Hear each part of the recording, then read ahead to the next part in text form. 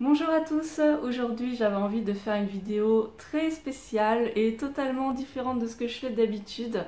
C'est une vidéo un petit peu réflexion sur ce qu'a été mon expérience ou ce qu'est mon expérience d'être devenue grande sœur. Si vous ne le savez pas, j'ai une petite sœur qui a 9 ans de moins que moi. Et pour moi, l'expérience d'être devenue grande sœur, c'est quelque chose qui a été à la fois bouleversant et enrichissant pour moi. Et ce qui m'étonne énormément et qui me chagrine, c'est que j'ai souvent vu autour de moi des amis qui avaient des frères et sœurs, mais qui n'avaient pas du tout le même lien que j'ai moi avec ma sœur, ou la même façon de voir les choses. Du coup, aujourd'hui, j'avais envie un peu de témoigner de mon expérience vis-à-vis de ça. Alors, il faut savoir que quand j'étais toute petite déjà, je rêvais d'avoir une petite sœur. Et je me rappelle que toute petite, dès que je voyais une maman avec une poussette, tout de suite j'allais à la poussette et j'admirais le bébé, je trouvais ça tellement merveilleux et je me projetais déjà dans le fait d'avoir moi aussi un petit frère ou une petite sœur, de le prendre dans mes bras, de jouer avec lui ou elle. Et c'est quelque chose qui était très présent pour moi. Et alors, il faut que je vous avoue un truc, c'est que dans mon école primaire, la maternelle et l'élémentaire étaient seulement séparés par un grillage, enfin les cours de récré étaient séparés par un simple grillage, ce qui fait que quand j'étais en maternelle, toutes mes copines allaient voir leur grand frère, leur grande sœur à travers la grille, et quand je me suis retrouvée en élémentaire, c'était l'inverse, toutes mes copines allaient voir leurs petits frères et petites sœurs à la grille. Et voilà, comme jusqu'à mes 9 ans je n'ai pas eu de petite sœur, j'étais fille unique. J'étais désespérée en fait, j'étais totalement désespérée, c'était vraiment très dur pour moi de n'avoir personne en fait à aller voir. Et, et le truc c'est que quand j'étais en élémentaire, pendant un moment je mentais à mes amis et j'en disais oui tu vois là-bas la petite fille avec le manteau bleu là, c'est ma petite sœur. Seulement, quand mes amis venaient chez moi, ils voyaient très bien qu'il n'y avait qu'une seule chambre, la mienne, qu'il n'y avait pas du tout de jouets pour les enfants en bas âge, et bref, que j'avais pas du tout de petite sœur, donc j'ai eu une réputation de grosse menteuse pendant un moment. Mais voilà, c'était tout simplement parce que c'était tellement dur pour moi que je mentais en fait. Comble de la tragédie, quand j'ai eu 5 ans, ma maman est tombée enceinte. Et en fait, elle a accouché d'un enfant mort-né, en fait. Ma première petite sœur est morte à la naissance. J'en ai très peu de souvenirs, mais je sais que ça a été quand même un coup dur, parce que quand vous êtes enceinte jusqu'au terme, forcément, quoi, vous en parlez, c'est quelque chose d'acté, quoi. Vous vous attendez vraiment à avoir un nouvel enfant, donc vos autres enfants sont aussi baignés dans cette atmosphère, et donc s'attendent aussi à avoir un petit frère ou une petite sœur. Et voilà, et non, ça ne s'est pas fait, donc voilà, c'était quand même une première expérience assez douloureuse.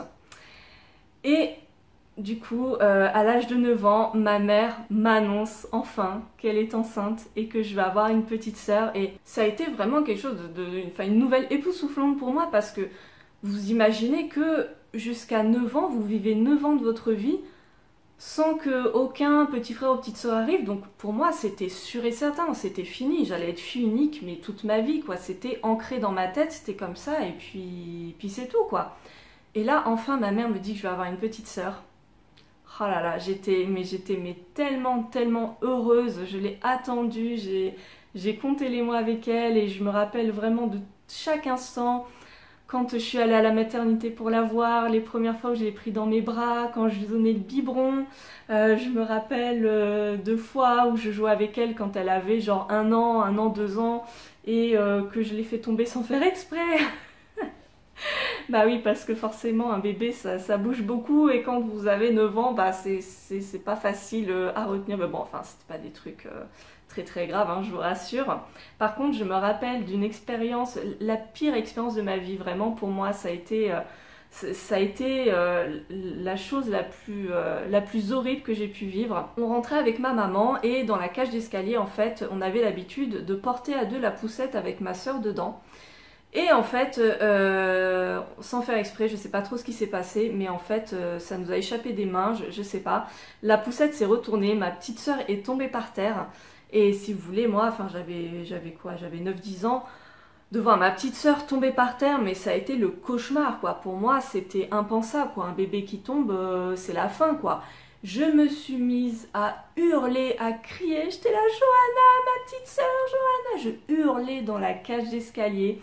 J'ai rameuté tous les voisins qui sont venus en disant mais qu'est-ce qui se passe, un malheur. Bref, je n'arrivais plus à m'arrêter. On est allé aux urgences et puis finalement elle n'avait rien du tout, mais vraiment rien quoi, pas une égratignure, rien, elle allait très très bien, donc plus de peur que de mal, comme quoi les bébés c'est beaucoup plus solide qu'on s'imagine, et puis elle n'est pas tombée de haut, hein, mais je me rappelle vraiment comme si c'était hier, mais c'est la pire expérience de ma vie, vraiment. Pour moi c'était l'être qui m'était le plus cher au monde et voilà, c'était... waouh. Ma petite sœur, je m'en suis énormément occupée, je l'emmenais au square quasiment tous les jours. Je l'aidais à faire ses devoirs, je lui achetais des glaces, des jouets. Pendant mon adolescence aussi, je l'emmenais avec moi, avec mes copines, plusieurs fois. J'ai essayé de l'emmener au cinéma. Quand elle était adolescente, j'ai essayé aussi de l'emmener au théâtre ou au musée pour un petit peu voilà, lui faire découvrir plein de choses que ma mère m'avait fait découvrir. Puisqu'en fait, mes parents sont morts, on était jeunes. Malheureusement, donc on s'est retrouvés sans parents assez tôt. Et du coup, j'étais un peu sa deuxième maman. C'est moi un petit peu qui me suis occupée d'elle, qui l'ai élevée. Donc, et puis on avait 9 ans d'écart. Donc oui, j'étais un peu sa deuxième maman. Et il y avait vraiment un lien très très fort entre nous dès le début. Disons que dès qu'elle est née, vraiment, je me suis fait une promesse. Je me suis dit que c'était obligé qu'on soit hyper proches. Pour moi, ma sœur, c'était ma meilleure amie, vous voyez. C'était obligé, je me suis fait une promesse, je me suis dit mais pourvu vraiment qu'on développe quelque chose de très fort, je veux pas être comme ses frères et sœurs justement qui s'ignorent, qui perdent contact et voilà, qui font leur vie chacun de leur côté, je voulais vraiment pas ça. Jusqu'à mes 18 ans, du coup, j'étais plus sa deuxième maman, comme je disais, donc c'était un rapport vraiment, vraiment de parent-enfant, j'ai envie de dire, c'était moins de la complicité, de l'amour, quelque chose de très fort, mais moins une relation frère-sœur, enfin sœur-sœur plutôt. Et en fait, après 18 ans, alors qu'elle aussi, elle grandissait, elle devenait quand même quelqu'un avec qui on pouvait discuter, avec qui on pouvait partager des choses. Petit à petit, notre relation s'est transformée et c'est avec vraiment beaucoup de plaisir que, vraiment sans rien préméditer, sans s'en parler, sans se promettre quoi que ce soit, je suis devenue sa confidente et on a vraiment pu tisser un lien très très fort où voilà, elle me raconte maintenant toutes ses histoires, toutes ses aventures, toutes ses craintes, tous ses doutes. Et aujourd'hui, alors que j'ai 32 ans, on se contacte quasiment tous les jours par messages vocaux, on se voit vraiment très régulièrement. Là avec le confinement ça a été dur parce que du coup j'ai pas pu la voir, mais on essaie vraiment de se faire le plus de sorties possible ensemble. Et voilà quoi, c'est vraiment, on est presque fusionnels en fait. Il y a un moment très très beau qu'on a vécu il y a environ 2 ans. Pareil, c'est venu comme ça quoi, sans prévenir, on était au téléphone. Je sais plus pourquoi, mais on s'est mis en fait à se faire comme une déclaration d'amour.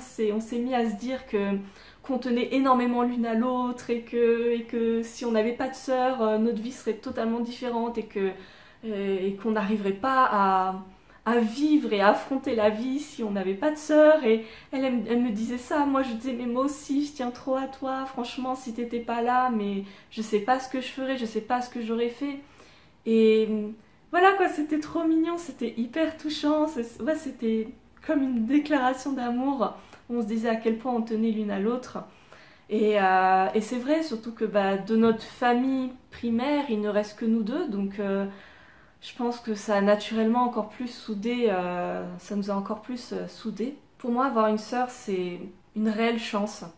Une réelle chance de pouvoir avoir une amie pour la vie, une confidente, quelqu'un qui va vraiment rester avec nous, qui va pouvoir nous épauler, qui connaît notre histoire, qui connaît notre famille, et qui restera toujours là parce qu'elle sera toujours de notre famille.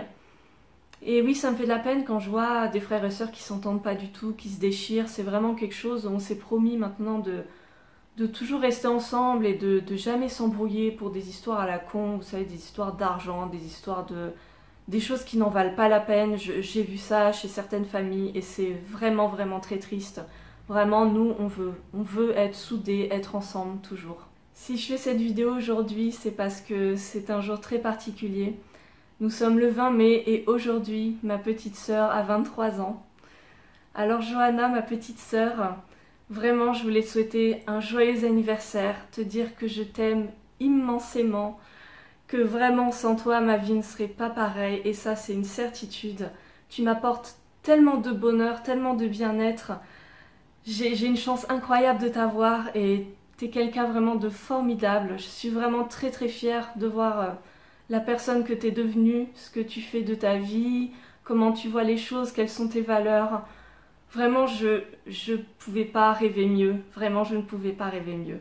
C'est ce que je me dis. Quand t'étais toute petite, je me disais vraiment, qui sera ma sœur finalement? Quelle sera sa personnalité? Parce que quand on est enfant, bon ben on est enfant, mais quand on grandit, on se forge un caractère, des valeurs et je savais pas qui tu allais être et de voir la personne que tu es devenue, ben ouais, c'est juste... ça me comble, voilà, c'est tout ce que j'attendais de la vie et j'ai hâte de te revoir après ce confinement. Du fond du cœur, je te fais plein de bisous, je te souhaite un très très bon anniversaire et j'ai vraiment hâte de te serrer dans mes bras.